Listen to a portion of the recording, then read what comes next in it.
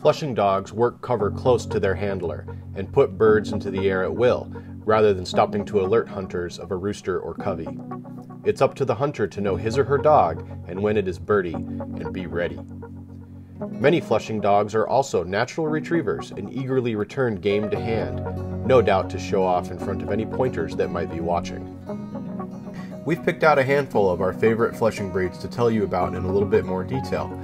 There are also plenty of additional great breeds out there, so let us know what you think in the comments below, and please subscribe to stay tuned for more quality content about bird dogs, conservation, and the uplands.